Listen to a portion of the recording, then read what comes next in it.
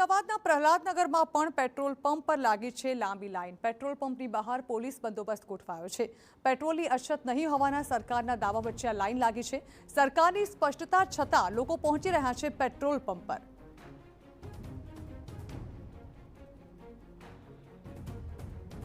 तो सरकारे भले कह્યું છે કે પેટ્રોલ ડીઝલની કોઈ અછત નથી રાજ્યમાં, પરંતુ તે છતાં પણ લોકો જે છે તે એકબીજાને જોઈને કતારો લગાવી રહ્યા છે પેટ્રોલ પંપ્સ પર। હાલ પેટ્રોલ પંપ પર અલગ અલગ વિસ્તારોમાં લાઈન જોવા મળી રહી છે, પરંતુ સરકારે આ મુદ્દે કહ્યું છે કે પેટ્રોલ ડીઝલની રાજ્યમાં કોઈ જ અછત નથી, એટલે આ પ્રકારે લાઈન લગાવીને ઓવર પેટ્રોલ પુરાવવાની જરૂર નથી, તમારી ફ્યુઅલ ટેન્ક ફૂલ કરાવવાની જરૂર નથી। બિલકુલ પેટ્રોલ ડીઝલની અછત રાજ્યમાં નથી વર્તાઈ રહી। એલપીજીની વખતે જે પરિસ્થિતિ ઊભી થઈ હતી તે જ પરિસ્થિતિ હવે પેટ્રોલ ડીઝલની અફવાને લઈને ઊભી થઈ છે।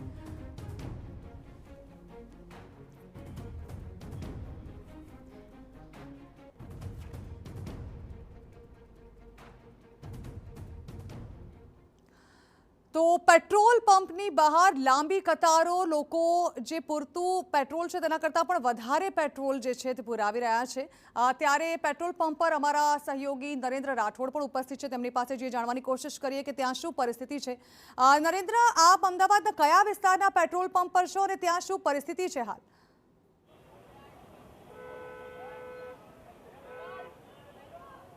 चरणा छेल्ला 2 કલાકથી અમે અમદાવાદના અલગ અલગ વિસ્તારોમાં ફરી રહ્યા છીએ, જેમાં આશ્રમ રોડ, આ સિવાય પ્રહલાદનગર રોડ અને ગુરુકુલ રોડ સહિતના તમામ વિસ્તારોમાં ગયા છીએ અને મોટાભાગના જે પેટ્રોલ પંપ કે જ્યાં અત્યારે હાલ ચાલુ છે અને પેટ્રોલ આપવામાં આવી રહ્યું છે, એ તમામ જગ્યાઓ પર આ જ પ્રકારની સ્થિતિ જોવા મળી રહી છે અને ખૂબ મોટા પ્રમાણમાં લોકો પેટ્રોલ ભરાવવા માટે અહીંયા પહોંચી રહ્યા છે અને એ જ બાબતને ધ્યાનમાં રાખીને પોલીસ બંદોબસ્ત પણ અહીંયા ગોઠવી દેવામાં આવ્યો છે, કારણ કે લોકો અહીંયા રસ્તા પર ખૂબ મોટા પ્રમાણમાં જોવા મળી રહ્યા છે।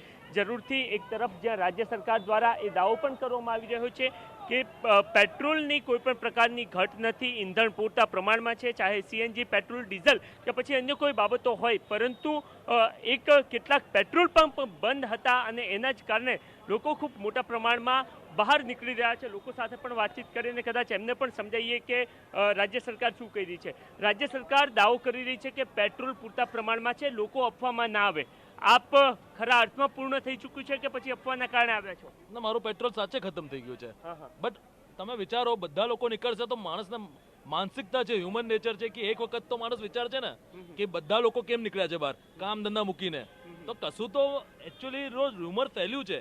માણસને એ વિચારવું જોઈએ છે કે રૂમર એકચ્યુઅલમાં છે શું, કે સાચી રીતે છે કે સરખી રીતે છે, બીકોઝ આગળના પેટ્રોલ પંપ જો છે એ બંધ થઈ ગયા છે, એક જ પેટ્રોલ પંપ ચાલુ છે, તો કોઈ બી માણસ વિચાર છે ને રોજનો આવવાનું જવાનું કેવી રીતે ટ્રાન્સપોર્ટેશન દેવાનું છે, પ્લસ પબ્લિક ટ્રાન્સપોર્ટેશન અહીંયા માણસો યુઝ કરતા નથી, તો ઓબ્વિયસલી કોઈને બી ટેન્શન થઈ જશે કે મારો પેટ્રોલ ખલાસ છે તો હું બહાર નીકળીને ભરાવું। ઓકે, એટલે અન્ય પેટ્રોલ પંપ બંધ છે અને આ સિવાય અફવા બંને ભેગું થયું ને એના કારણે લોકો પહોંચી રહ્યા છે। યસ ઓબ્વિયસલી, બીકોઝ આગળ બી મારા ભાઈબંધ છે એ લોકો એ જ કહે છે કે બંધ થઈ ગયા છે, તો માણસ અહીંયા જ આવશે ને ક્યાં આવશે? ઓકે, તો લોકો પણ પોતાનો તર્ક વ્યક્ત કરતા જોવા મળી રહ્યા છે અને એમાં પણ એ તમામ લોકો એ બાબત કહેતા જોવા મળી રહ્યા છે કે કઈ સ્થિતિ સાથે પહોંચી રહ્યા છે।